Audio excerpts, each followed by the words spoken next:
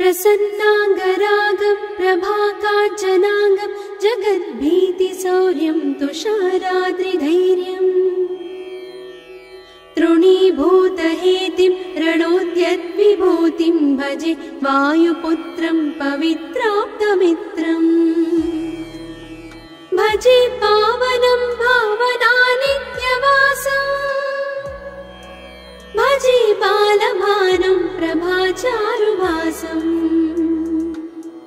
भजे चन्द्रिकाकुन्दमन्दारहासम् भजे सन्ततं रामभूपालदासम्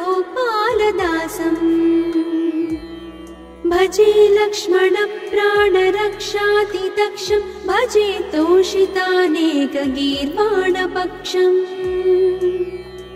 भजे घोरसङ्ग्रामसीमाहताक्षं भजे रामनामातिसम्प्राप्तरक्षम्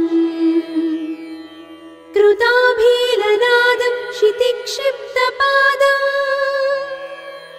घनक्रान्तभृङ्गं कटिस्थोरुजङ्घम् वियद्व्याप्तकेशं भुजाश्लेषितास्मम् जयश्री समेतं भजे रामदूतम् चलद्वालघातं भ्रमच्चक्रवालं कठोराट्टहासं प्रभिन्नाब्जजाण्डम् महासिंहनादाद्विशीर्णत्रिलोकं भजे आञ्जनेयं प्रभुं वज्रकायम्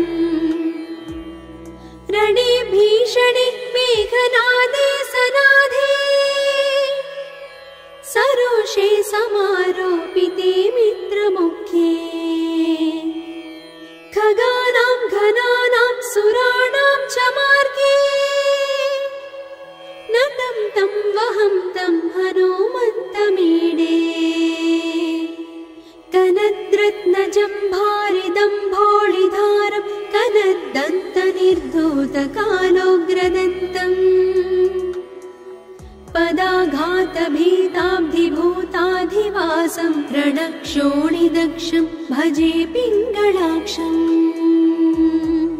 महाग्राहपीडा महोत्पातपीडा महारोगपीडा महातीव्रपीडा हरत्यासुते पादपद्मानुरक्तो नमस्ते कपिश्रेष्ठ रामप्रियो यः सुधा सिन्धुमुल्लङ्घ्य नाथोग्रदीप्तः सुधा चौषधीस्ता प्रगुप्तप्रभावः क्षणद्रोणशैलस्य सारेण सेतुं विना भूस्वयं कः समर्थः कपीन्द्रः निरातङ्कमाविश्य लङ्कां विसङ्गो भवानेव सीतातिशोकापहारी समुद्रान्तरङ्गादिरौद्रं विनिद्रम् विलङ्घ्योरुजङ्घस्तुता मर्त्यसङ्घः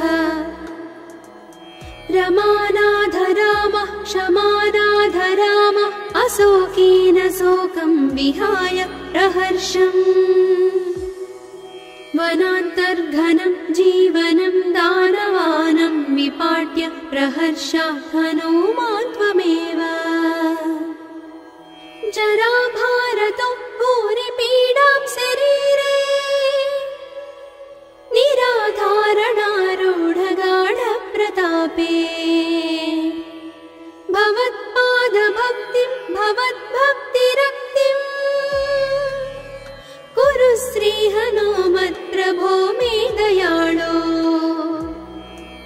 महायोगिनो ब्रह्मरुद्रादयो वा न जानन्ति तत्त्वं निजं राघवस्य कथं ज्ञायते मातृसे नित्यमेव प्रसीद प्रभो वानरेन्द्रो नमस्ते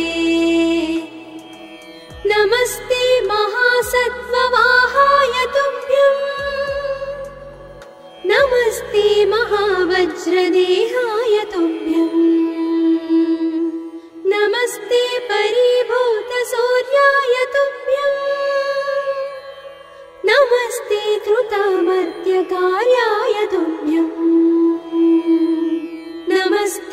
सदा ब्रह्मचर्याय तुभ्यं नमस्ते सदा वायुपुत्राय तुभ्यं